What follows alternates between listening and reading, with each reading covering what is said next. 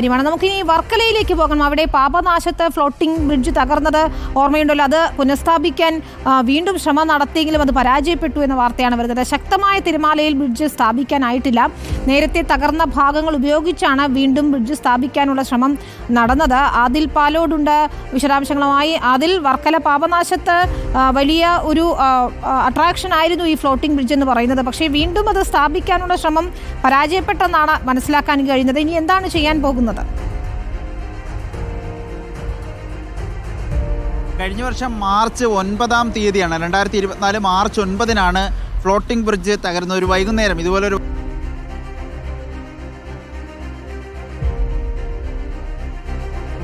ശക്തമായ തിരമാലയുണ്ട്, നമുക്ക് ദൃശ്യങ്ങളിൽ കാണാം. അതുകൊണ്ട് തന്നെയാണ് ഇത് പുനഃസ്ഥാപിക്കാൻ കഴിയാത്തത്. തകർന്ന ഭാഗങ്ങൾ ഉപയോഗിച്ച് പുനഃസ്ഥാപിക്കാനുള്ള ശ്രമം വീണ്ടും പരാജയപ്പെട്ടിട്ടുണ്ട്. അതിൽ പറഞ്ഞു തുടങ്ങിയത് മാർച്ചിൽ തകർന്നതാണ് ഈ ബ്രിഡ്ജ്. ഏതാണ്ട് ഒരു വർഷം ആവുകയാണ്, അപ്പോഴും അത് പുനഃസ്ഥാപിക്കാനായിട്ടില്ല എന്നതാണല്ലേ? മാത്രമല്ല, ഈ ബ്രിഡ്ജ് സ്ഥാപിച്ചതിൽ തന്നെ ചില സാങ്കേതിക പ്രശ്നങ്ങൾ നേരത്തെ ചൂണ്ടിക്കാട്ടപ്പെട്ടിരുന്നു. ഈ മാനദണ്ഡങ്ങൾ പാലിച്ചായിരുന്നില്ല ബ്രിഡ്ജ് സ്ഥാപിച്ചത്. മാത്രമല്ല, ഇത് പ്രവർത്തിപ്പിച്ചിരുന്നത് മാനദണ്ഡങ്ങൾ പാലിച്ചായിരുന്നില്ല എന്ന ആക്ഷേപം ടൂറിസം വകുപ്പ് തന്നെ കണ്ടെത്തിയിരുന്നു. ശക്തമായ തിരമാലകൾ ഉള്ളപ്പോൾ, മഴയ്ക്ക് സാധ്യതയുണ്ടെന്ന മുന്നറിയിപ്പുകൾ ഉള്ളപ്പോൾ ബ്രിഡ്ജ് പ്രവർത്തിപ്പിക്കരുത് എന്നായിരുന്നു നിർദ്ദേശം. പക്ഷേ ആ ദിവസം അങ്ങനെയാണ് പ്രവർത്തിപ്പിച്ചത്. അതിനുശേഷം ഇപ്പോഴും ചില പഠനങ്ങൾ പൂർത്തീകരിച്ച ശേഷം മാത്രമേ ഇത് തുടങ്ങൂ എന്നൊക്കെ ടൂറിസം വകുപ്പ് അറിയിച്ചിരുന്നു. ഇന്ന് ഈ ബ്രിഡ്ജ് സ്ഥാപിക്കാനുള്ള ശ്രമം നടത്തി. ഈ തകർന്ന ബ്രിഡ്ജ് കരയിൽ തന്നെ എടുത്തു വെച്ചിരിക്കുകയായിരുന്നു. അത് ഇന്ന് വീണ്ടും സ്ഥാപിക്കാൻ ശ്രമിച്ചെങ്കിലും ശക്തമായ തിരമാലയിൽ വീണ്ടും തകർന്നു പോകുന്നതായിരുന്നു കാഴ്ച.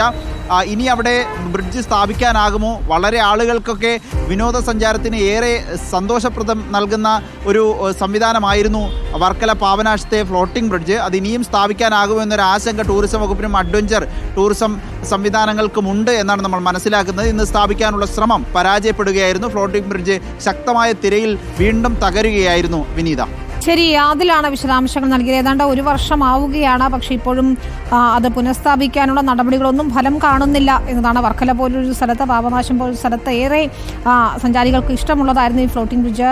അത് പ്രവർത്തിപ്പിച്ചതിലൊക്കെ അപാകതകൾ ഉണ്ട് എന്ന് തന്നെയാണ് പറയുന്നത്. ഏതായാലും അത് പുനഃസ്ഥാപിക്കാനുള്ള നടപടികൾ വേഗത്തിലാക്കേണ്ടതുണ്ട് എന്നതാണ്.